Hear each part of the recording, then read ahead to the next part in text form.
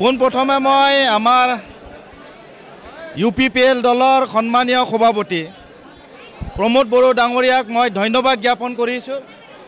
দ্বিতীয়তে আমাৰ ৰৌতাবাসী সমূহ ৰাইজ আজি স্বতঃস্ফূৰ্তভাৱে UPPL দলক যোৱা চাৰিটা বছৰ যি আমাক সহায় আৰু সহযোগিতা দিলে মই ৰাইজক ধন্যবাদ জ্ঞাপন কৰিছোঁ। তৃতীয়তে আমাৰ UPPL দলৰ block committee, primary committee, booth কমিটিসকলক মই ধন্যবাদ জ্ঞাপন কৰিছোঁ।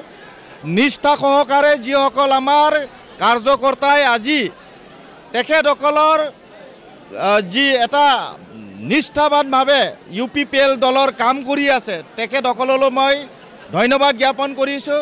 সঁচাকৈ আজি আমি সুখী হৈছোঁ যে আমাৰ UPPL দলৰ শীৰ্ষ নেতৃত্বই মোক দুবাৰ বা দ্বিতীয়বাৰৰ কাৰণে ৰৌতা সমষ্টিৰ প্ৰাৰ্থীৰ তালিকাৰ অন্তৰ্ভুক্ত কৰিছে। তাৰ বাবে মই সমূহ আমাৰ চেণ্ট্ৰেল কমিটিৰ ৱৰ্কিং প্ৰেছিডেণ্ট, জেনেৰেল ছেক্ৰেটাৰী আৰু সমূহ বিষয়ববীয়াক মই মোৰ আন্তৰিক ধন্যবাদ জ্ঞাপন কৰিছোঁ। চাওক, খেলখন এতিয়া আপোনালোকেই দেখা পাইছে, পথাৰত খেলত ফিল্ডত কোনো গ'লকিপাৰ নাই, গতিকে আমি যিমান পাৰোঁ ইমান গ'ল দিব পৰা এটা অৱস্থাত আছে। 18টা সমষ্টিত পোনপ্ৰথমবাৰৰ বাবে প্ৰথম তালিকা খুব ভাবি চিন্তি কৰি এই তালিকা বনোৱা হৈছে।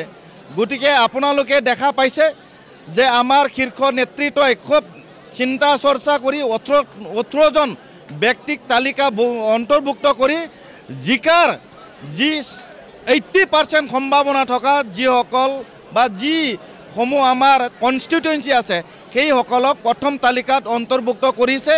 আৰু দ্বিতীয় তালিকাত আমাৰ কেইদিনমানৰ পিছতে সন্মানীয় সভাপতি ডাঙৰীয়াই ঘোষণা কৰিব।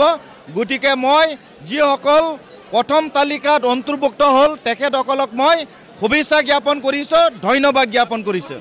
মই ভাবোঁ যে যোৱাবাৰ যিমান ভোটত জয়লাভ কৰিছিল তাতকৈ অধিক ভোটত জয়লাভ কৰিব বুলি মোৰ বিশ্বাস হৈছে।